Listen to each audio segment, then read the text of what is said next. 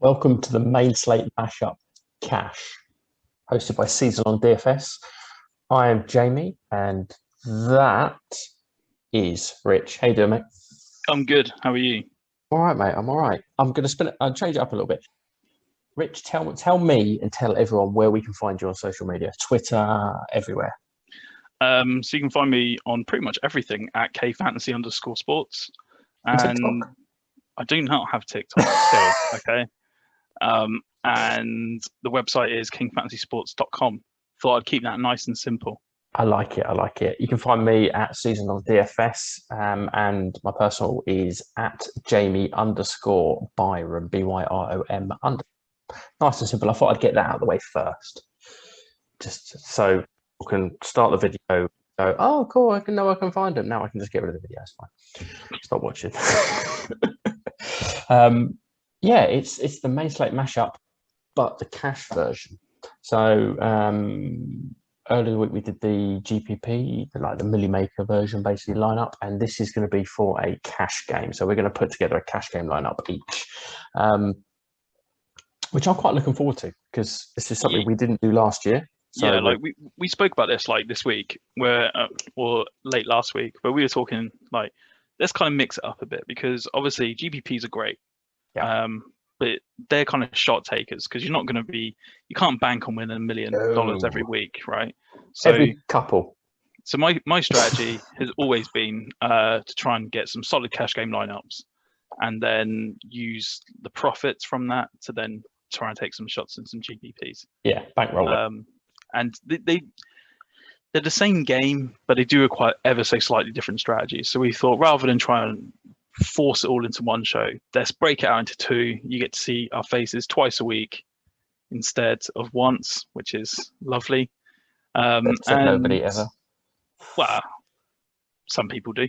And so yeah, we thought that like let's get into this. This will bring something new to the table, which hopefully you guys will enjoy. Yeah, because not everyone will play GPPs. They won't. Yeah. A lot of people will play cash, so it's kind of giving something to some and something to someone else. So we want to include everybody. Exactly. Like mashup. We want to include everybody. We're going to do exactly the same as we did for the GPP show. The kind of format of it, we're going to go through the team we like, and then we're going to have a couple of little chat about who missed out on our lineups, who were that close to getting in instead of someone else. Let's get going. Rich, again, you can start us with your quarter. So I went Matt Ryan because I think yeah, so the passing volume will be there, and that's something that I can just rely on. Yeah. The reason I went Patrick Mahomes and GPP, and in case you didn't watch that, go and watch that episode because that was good analysis. Yeah, amazing analysis. But here in cash games, I'm not worried about the ownership. I'm just worried about like solid volumes, solid opportunities. So Matt Ryan's going to have a bunch of passing opportunities, and that's what I want to be bringing into my team. So against the Eagles, 6,000. Let's go. Yeah, yeah. I'm not gonna.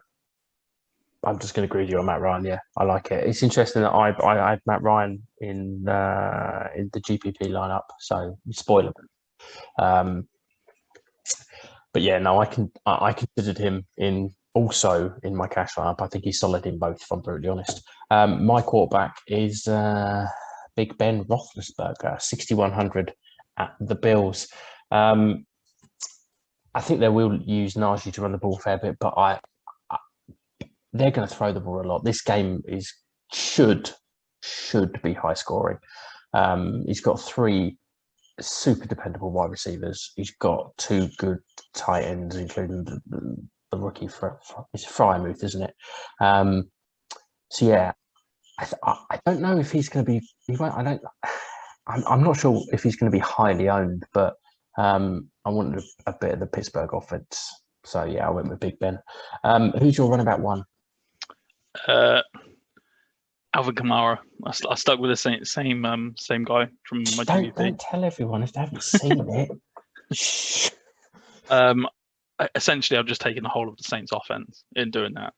So Alvin Kamara, 8,600. Typically in cash games, I'll be paying up for running backs. So just because I want those opportunities and especially want pass catchers. So Alvin Kamara. It's interesting how you were saying about your payout for running backs. I usually would. This week, I don't think I have. My running back, for me, kind of what I'm looking at, I want on, I don't know, a certain amount of players in my lineup in a cash game is I want dependable, what I know what I'm going to get. Let's say you're paying it a 50-50. Doesn't matter if you finish first or 50th in a 100-person 50-50. You're still going to get the same amount of money. So you've just got to be 50 others. So I haven't got huge boom bust plays in this. My roundabout one is Chris Carson, 59 for the Seahawks at Indianapolis.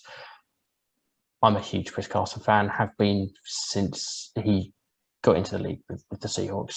New contract with them. They've always wanted to run the ball. They're saying that they might pass the ball more now. The Seahawks are going to run the ball. Chris Carson has Rashard Penny, Alex Collins. That's who's challenging him. Carson is going to see a fair amount of rush attempts, and he is going to catch the ball as well on the Seattle offense. So yeah, Chris Carson for me at 5,900. You're running back too, please, Chris. James Robinson. Oh, yes. 6,400 going up against the Texans. Yeah. I mean, we've got a couple of wide receivers that are on the injury report at the time of recording, and with Travis Etienne not being there as well, the carries are going to be Robinson's. Chenault, I think, will probably get involved in some of the backfield plays, but I still think the majority of it's going to be going through Robinson. So yeah, I like it. That's a nice play.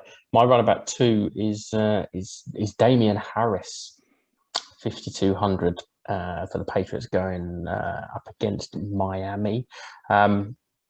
There's no Cam Newton. It's the rookie Mac Jones. The Patriots can run the ball very well.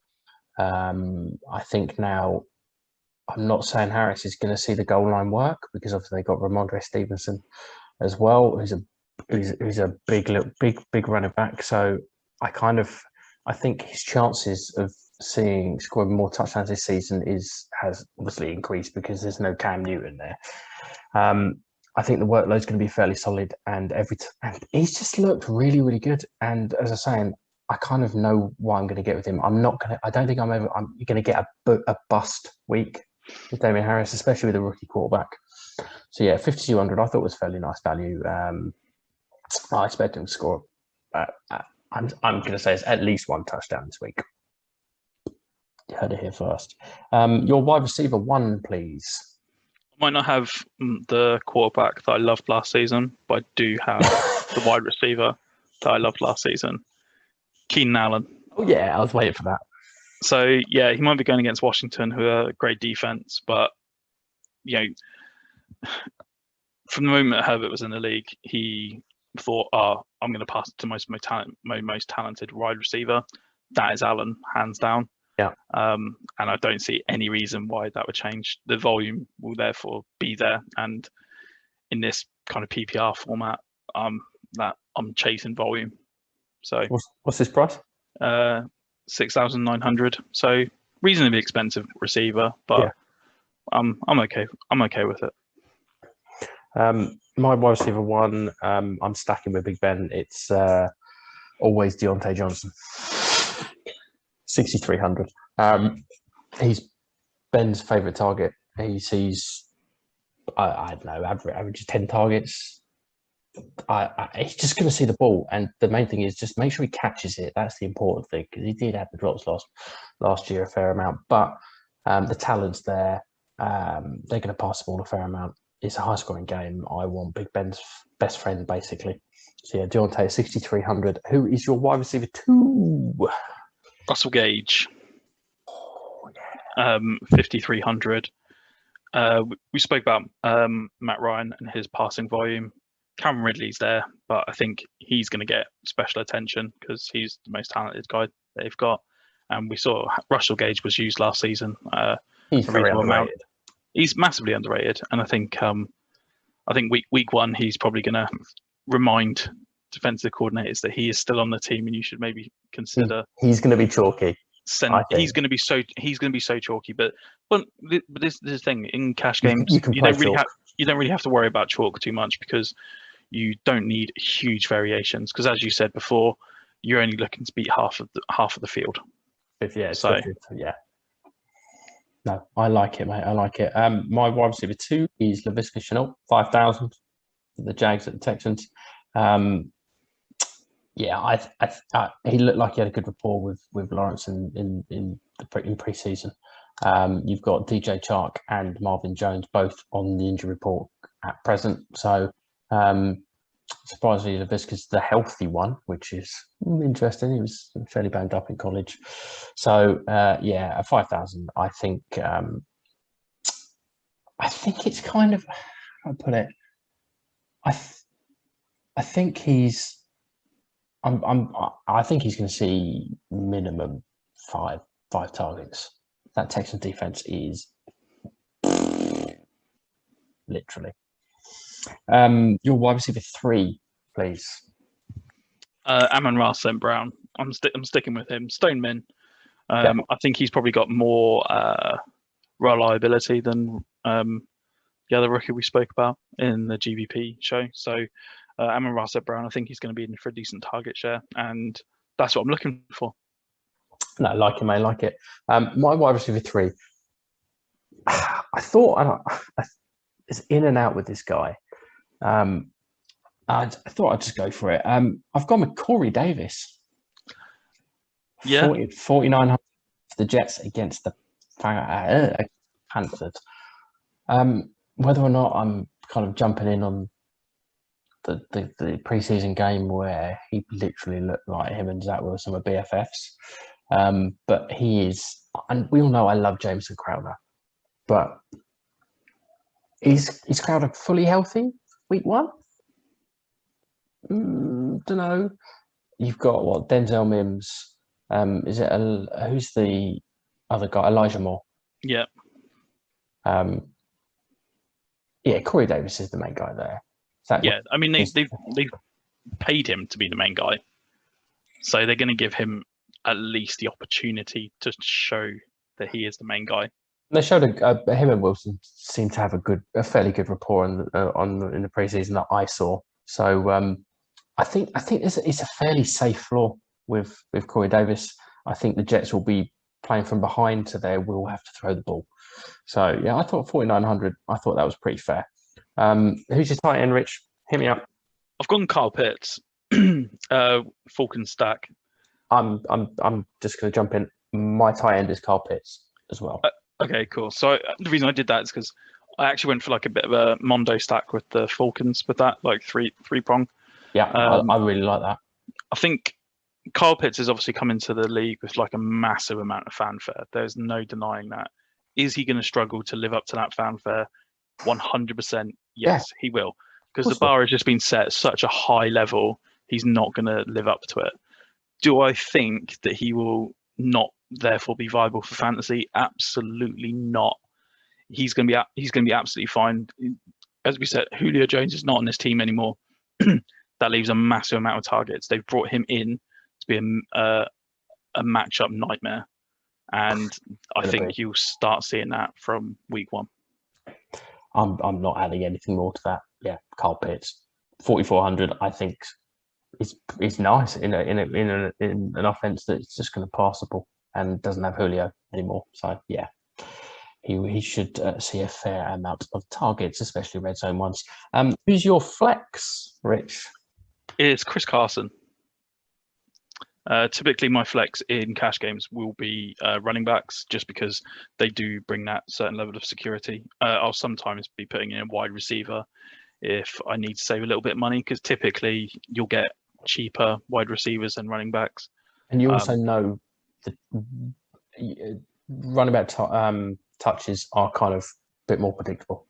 Yeah, so that's why I would typically go for a running back over a wide receiver in my flex, and Chris Carson for the reasons that you said earlier as to why he's in your running back position.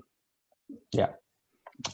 I thought about, for my flex, chucking a running back in there. And I could have had Derrick Henry. Safe. You kind of know how many touches he's going to get. 2,000-yard rusher, high-scoring game. But I went a different way. I went wide receiver. I went Devontae Adams. Okay. 8,300 against the Saints. I think he's about as dependable and as reliable as a receiver as you're really going to get. If the Packers get within 15 yards of the end zone, it's going to Devontae Adams. That's basically it. Aaron Rodgers will force feed him the ball near the end zone. So I feel like that. Like, as a Packers fan myself, like I feel like he shouldn't do it, but he does. No, I actually feel like it's almost like when Ronaldo, footballer Cristiano Ronaldo, was at his best. You knew he was going to do like 3 step overs, but you still can't stop him. Stop him doing it. Like it doesn't matter. Like, he can absolutely tell you what he's going to do. It's like they may as well in the huddle just say, "We're going to pass the ball to Devontae Adams." FYI, they'll still find a gap. So exactly, and what the Saints are going to put Marshawn Lattimore on him, holding McHoldface.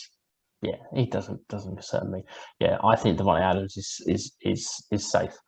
Then the Saints that haven't got the home field advantage, they're playing in Florida. So yeah, 8,300. I thought I'd splash out on Devontae Adams. Who's your defense, Rich? I went with the Denver Broncos. I think their ownership's going to be. So did I.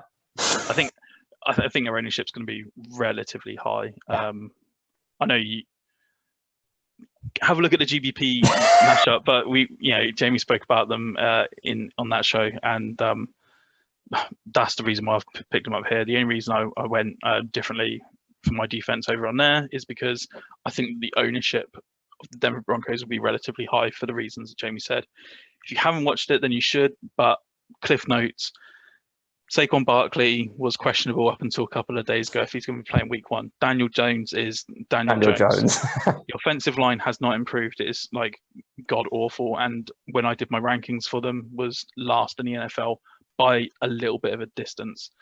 You've got Evan Ingram, who they're looking at as a receiver. Not even going to play. It's not gone well for you. And Kenny Golladay, who has hamstring issues and was really effective in Detroit purely because of the volume that he got on an offense that was led by Matthew Stafford, who is an effective NFL quarterback. Daniel Jones is not, and good luck. Yeah. I can't say much more than that, really. I think you've summed that up beautifully. Sorry to any Giants fans, but I think you already know what we said. I'm not sorry, just for the record. All right, so okay, Rich, just shoot me your lineup. What's your cash lineup? So my cash lineup is Matt Ryan at quarterback. Running backs are Alvin Kamara and James Robinson. Wide receivers are Keenan Allen, Russell Gage, Amon-Ra St. Brown. Tight end is Kyle Pitts. Flex is Chris Carson, and my DST is the Denver Broncos. My lineup is Ben Roethlisberger at quarterback. My running backs are Chris Carson and Damian Harris. My wide receivers are Deontay Johnson, Laviska Shenault, and Corey Davis. My tight end is Kyle Pitts.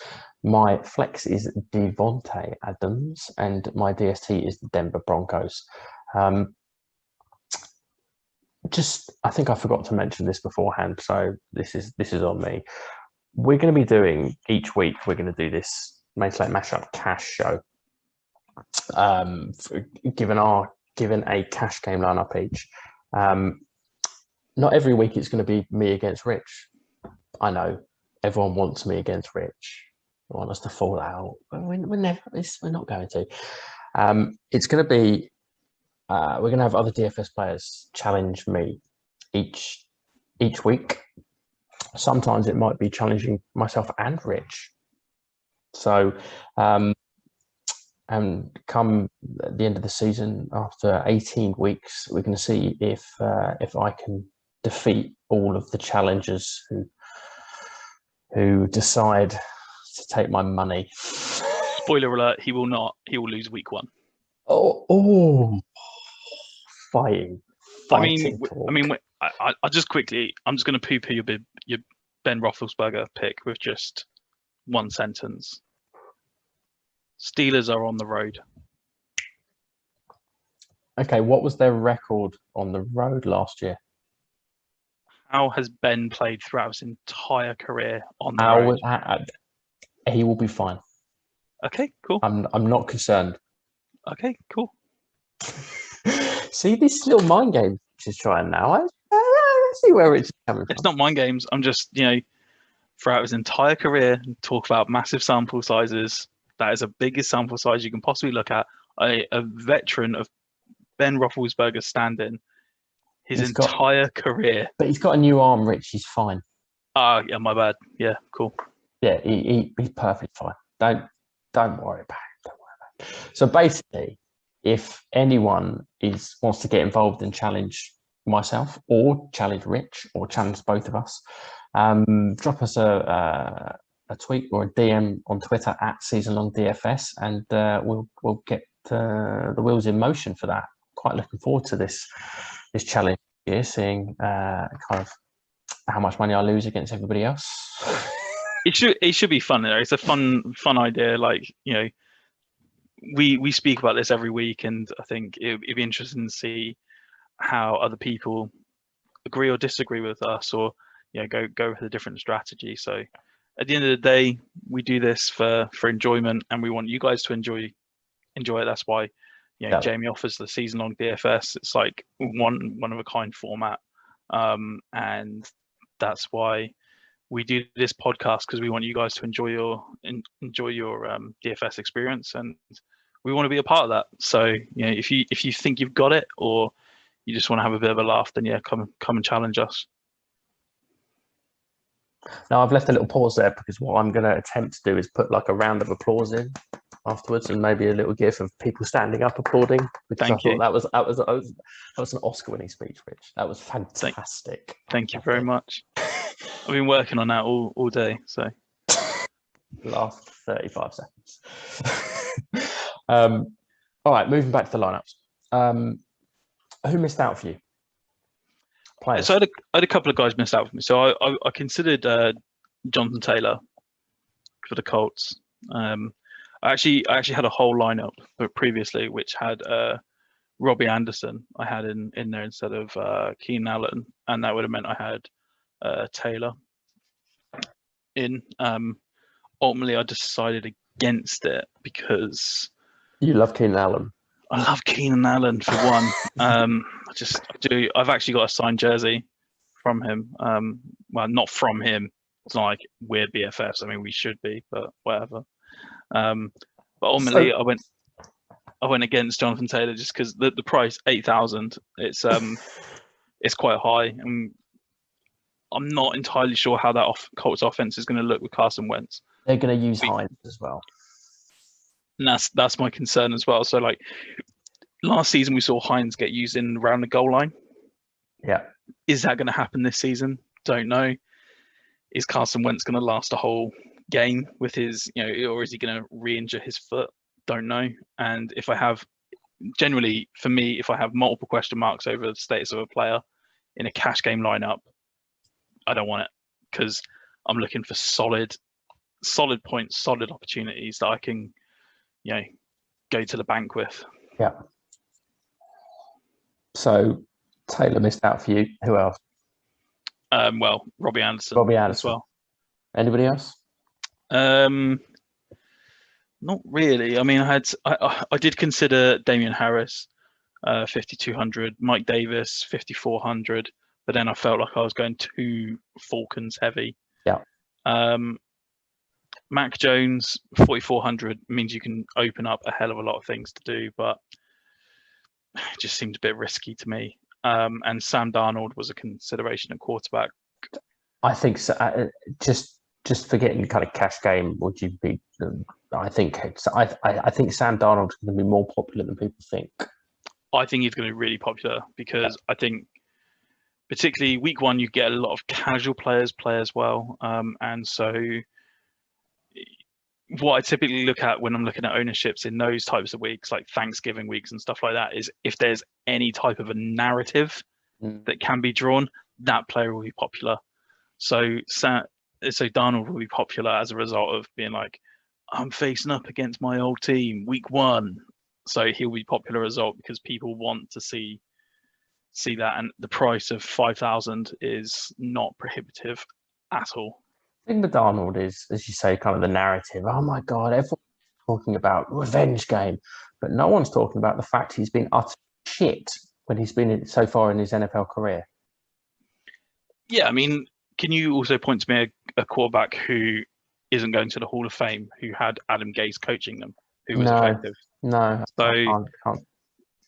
So because that's the thing, I had to say the going to the Hall of Fame, because everyone always says, well, Peyton Manning was pretty good. Yeah, he was. But like, I don't know how much of that was the coaching, and I don't know how much of that was just the sheer ability of Peyton Manning. So there you go. Who missed out for me? Matt Ryan, 6,000. Mike Davis, 5,400. Russell Gage, 5,300. Najee, 6,300 for the Steelers, but I didn't fancy the Ben Najee Deontay. I don't know. Yeah, that's kind of too much, isn't it? Especially with the running back, and maybe I could have done it with 2 wide receivers, Steelers, but I just wasn't. Nah. In a cash game as well, it just feels like having that, like, you're really limiting what you can get. Like, there's not going to be a lot of games where the running back and wide receivers are really going to have good games. Yeah. So. Jacoby Myers, 5,100.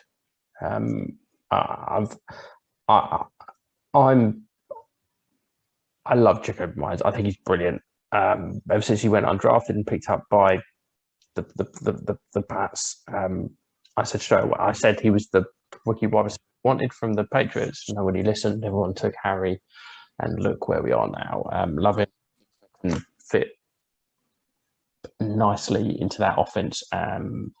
And probably not specifically just for this week, but I mean going forward in fantasy, I think he's going to be a great little pickup. And Johnny Smith, 4,100. So yeah, a few missed out for me, but yeah, I'm just trying to work out how many points I'm going to beat you by. -1. You're confident. Yeah, I've got big BDE, big dick energy.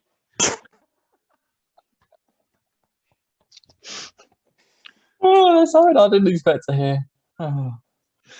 You pop up with some good ones, Rich, you do. Rich, thank you for joining me for the Main Slate Mashup Cash show. We will have sorted potentially a better name out, but that's what we've got right now. It might stick, who knows? It might do. I mean, it's what it says on the tin, isn't it? That's the thing. It's just like Ron Seal, mate. Exactly. Any questions or anything with regards to any slate, the Main Slate, whether it be GPP or cash for next week, or even for this week after seeing this, just shoot us some questions, and myself and Rich will quite happily answer on Twitter. Either send them to @seasonlongdfs or Rich's handle, which is kfantasy_sports. Yep. So yeah, tag one of us or tag both in, and yeah, we will answer. Good luck to everyone who's playing this week. I suspect there'll be millions and millions and millions of people will. Don't spaff cash in week 1. Just ease yourself in. Don't spaff it all in week 1. Rich, again, it's been a pleasure. I'll see you next week. Yep. Always a pleasure, never a chore. See you next week. Take care. Peace out.